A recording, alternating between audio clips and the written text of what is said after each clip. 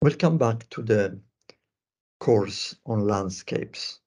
This is an addition to the lecture one, as I want to go through what Lucio Gambi was saying in a lecture, in a lecture to a high school. So let me share my screen again, full screen. And this will be very short, just to guide you to this lecture that this important specialist on landscape in Bologna was doing, meeting school students from high school and try to explain what is landscape. So his definition was landscape consists of that set of things and objects that we see for a more or less large space around us when we reach a dominant position. Lucio Gambi then explained to students that by set of things and objects, I'm quoting as you see, we mean the shapes and size of the fields, the ways in which the various types of cultivation occupy the fields, the ways in which the fields are plugged, with which rainwater coming from higher areas are made drains, with which the fields are put in communication with the houses, ways that are very different in the plains and in the mountains. And then the landforms, which are horizontal in the plains, but more or less wavy or steeply inclined or craggy in the mountains. And then the rivers that for centuries have crossed the mountain reliefs with their meandering paths and have engraved and shaped the valleys, and which, on the other hand, flow in the plains between high banks that defend the countryside from floods. So please, let us read, I leave it to you, of course, read carefully this lecture, all the words and all the description, and try to imagine a landscape that is familiar to you, and try to follow this kind of description. We continue now the description because all the forms have a meaning. All the forms are shaped during different times in different regions, understanding and playing with the nature itself of the place. So let's continue. Second part of this quotation. These things, so he repeats again, because it was said the landscape is a set of things. So these things that we can explain as landforms, rivers, fields, crops, villages, etc., are not independent, separate from each other, but are closely linked to each other. This is a big lecture.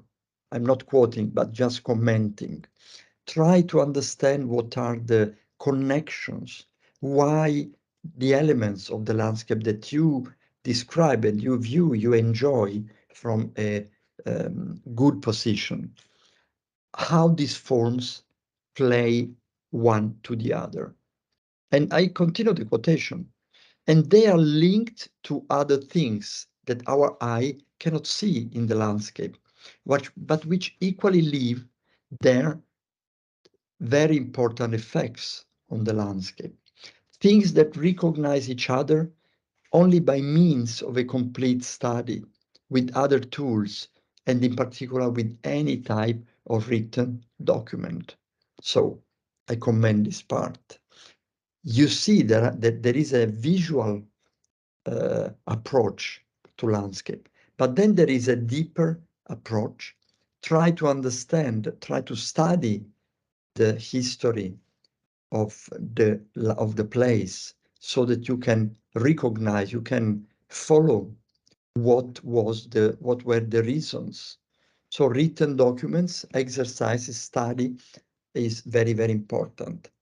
And then you have also intangible elements. So not only visual elements, but also you can imagine in history, you can try to capture through documents, but also with oral history. So interviewing people, all people of the area, you can try to capture and fix on paper the memories. Memories are very, very important to describe and to understand a landscape. So I conclude this long lecture, with which I only give you in a little part to suggest for you an exercise, a better exercise. So the last quotation is, but it is precisely from careful observation of what we can see with our eyes, that is, of what forms the landscape around us,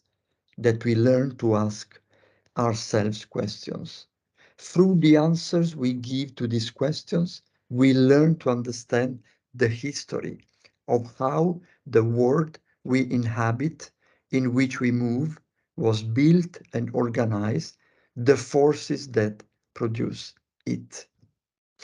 I am sure that this short quotation of a lecture of a very influential expert on landscape, Lucio Gambi, can be a good way for you to enter into a wild and very complex, but really enjoyable world, which is the world of landscape. Remember, landscape is a European identity, and we should all, as European citizens, be able to value its heritage and protect it from bad transformation.